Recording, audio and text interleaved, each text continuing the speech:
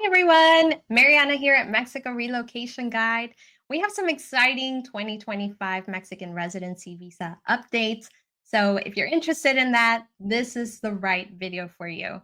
If you're new around here and you have no idea who Mexico Relocation Guide is, I invite you to visit our website, mexicorelocationguide.com.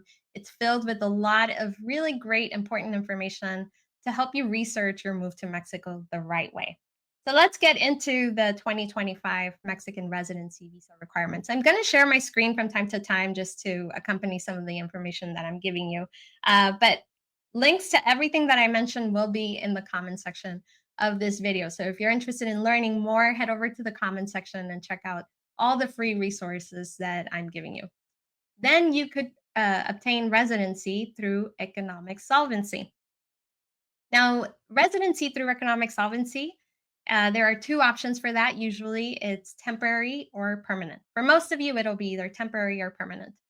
And for temporary residency, the income requirements, uh, they vary a little bit depending on which Mexican consulate or embassy that you're going to apply in.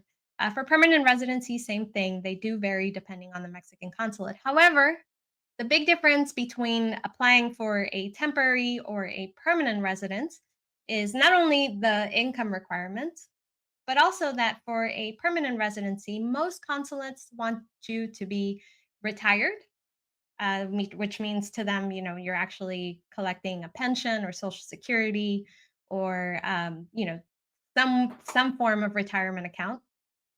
And they also need you to be over the age of 60 for most consulates. There are variances depending on which consulate you're going to apply in. So, of course, it is up to the consulate at the end of the day if they do give you permanent residency. Now, if you're interested in knowing what the requirements for economic solvency are per consulate, we did a little research. We reached out to all the consulates in the United States, all the consulates in Canada, and then a lot of other consulates across the world. And, depending on which ones got back to me is how we were able to update this page. So we did a lot of research and we've updated this table on the different requirements in 2025, but they do tend to change every year. So it's important for you to know that these are the 2025 income requirements. If you're interested in knowing what these are, because we're continuously updating this table, I highly encourage you to check out the link in the comments. And I have a lot of different consulates that have replied to us and given us their 2025 income requirements for Canada as well, and then other parts of the world. Now, if I do not have a Mexican consulate that you are wanting to apply in on this table, it doesn't mean that they are not taking applicants. It only means that they did not reply to me. So if you happen to have information for 2025 for any consulate that I do not have on this table, please forward that information to me so that way I can update it and hopefully help someone else who's looking for the most up to date income requirements by consulate. The other thing that I want to mention is additional family members. A lot of people ask us, what about my spouse? What about my children? Well, the truth is, it depends on the consulate. So, a lot of consulates will want anywhere between $500 to about $1,500 extra per month per family member. Um, it all depends on the consulate too, though. Some consulates will want each individual applicant to have their own economic solvency. If that is the case, do not worry. As long as you, the main applicant, is able to obtain residency in Mexico, you can petition your family members, your children under 18 who are not married, or your spouse without having to prove economic solvency for them once you receive your residency card in Mexico. So if for whatever reason you are on the cusp of qualifying because maybe, you have just about $4,200, or you make $4,300 and you know that you can go to the New Brunswick um, Mexican consulate in New Jersey, and you don't have an extra $1,500 to prove for your spouse. That's okay as long as you are approved. Mexico is very family friendly and they want to keep families together.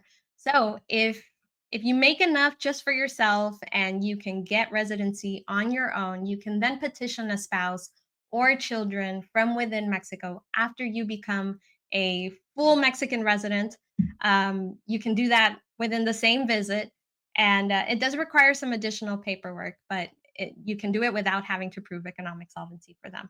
And that is a huge deal because I know a lot of us are not, we're not moving by ourselves. We're moving with family members, children, spouses. And obviously, we're not going to move to Mexico if they can't get residency as well. Uh, for a lot of people, you might not realize what the process is in obtaining Mexican residency. For most of you, without considering the special regularization program, because that is a process in itself. But if you're going through the economic solvency route, most of you will start the process at a Mexican consulate near you. They review all your uh, statements, bank statements, whatever information they require specifically at that consulate. And then you either get approved or you don't get approved. Once you get approved, the second part of the process takes place in Mexico. It's what you may have heard be called Canje, Canje. You may have heard it in different groups or through passing. Canje is just it basically translates to the exchange of whatever pre-approval you get at a Mexican consulate to then visiting an immigration office in Mexico to finish the process. The Canje process, usually it gets done in one day, unless there are problems with maybe the equipment or the printers at the office that you're going to, or maybe they ran out of plastic cards, or maybe there was an issue with your pre approval from the consulate that you applied in. There can be reasons why it can get delayed. So I want to make sure that people know that yes, it can be done in one day, but it can also be delayed based on various different factors. If you're interested in knowing what Canje is, I'm going to include a link in the comments explaining the details of Canje, what to expect, how to get an appointment, why we recommend working with an immigration facilitator to help you save as much time as possible and really save as much headaches as possible and help you save yourself from making some of the most common mistakes that we see a lot of people make when applying for residency. Which brings me to my next point. Should you hire a reputable immigration facilitator? And the answer really depends on you. It depends on how much you work, how much you value your time, how much is your time worth to you. Obviously, yes, I highly recommend working with a good immigration facilitator who knows that local's office's procedures, who might even know some of the office staff. And in Mexico, that definitely matters.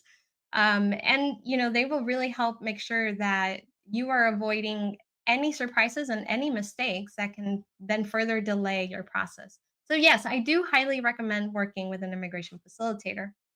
But I also know that not all immigration facilitators are reputable and not all of them are competent. There's a lot of people out there advertising their services.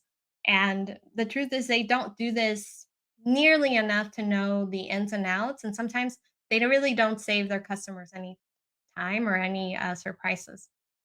Now, if you want to work with a reputable immigration facilitator, I really recommend that you do your due diligence. Make sure that you, uh, you know, find out if they have an online presence. What are other people saying about them?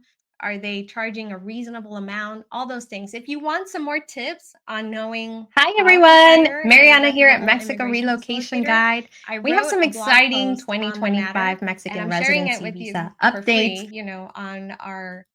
um, on our website. So I'm going to include the link to that in the comments down below. Now, an immigration facilitator is not free. They do charge what I think a very reasonable amount. They charge anywhere between 200 to $500 per person per applicant, depending on the procedure, depending on whether they need to have things uh, translated, or depending on the office, depending on really what level of hand holding they're doing for you. So if you want more information on that, I'm going to give you a link in the comments down below.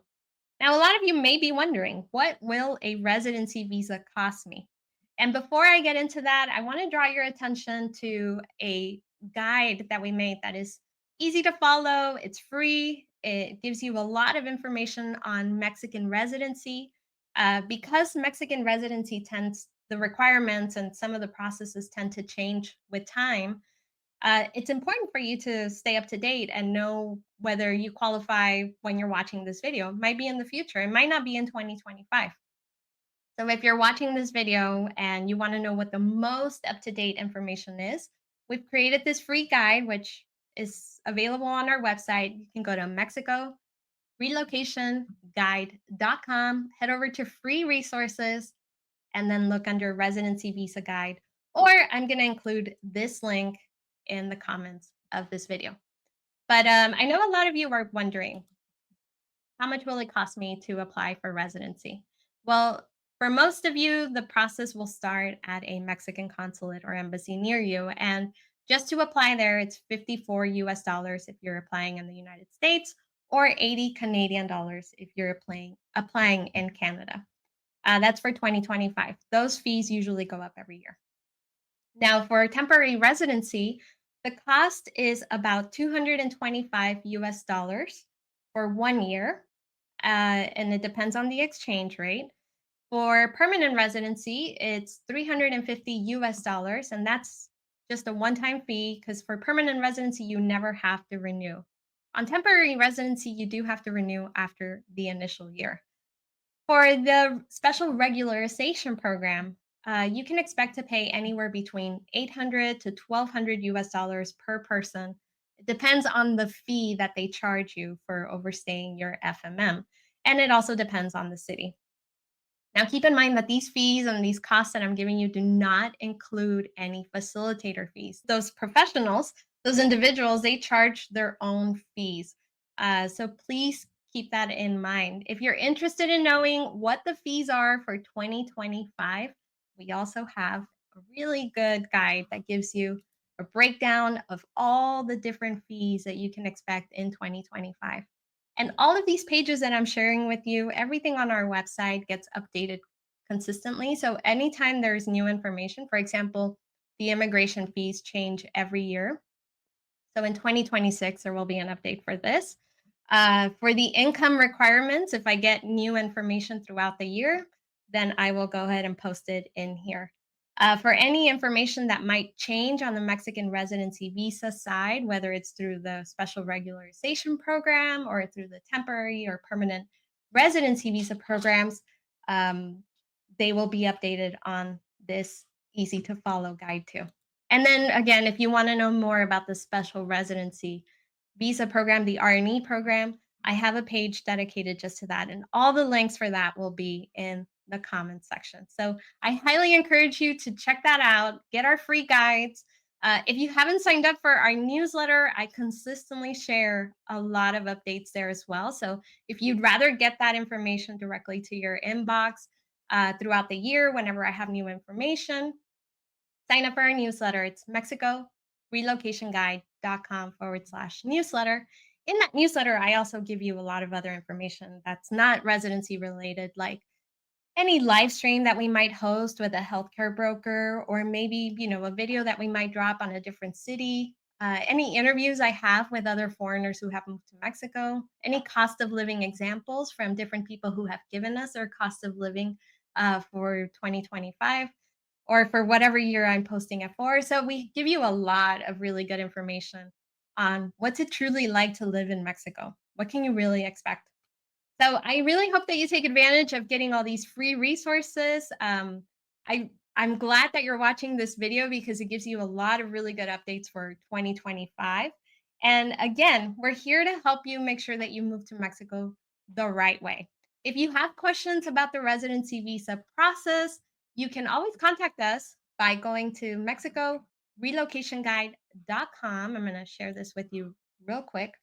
You can go to mexicorelocationguide.com. At the very top, you see where it says contact. You click that, and you can send us a message if you have a question.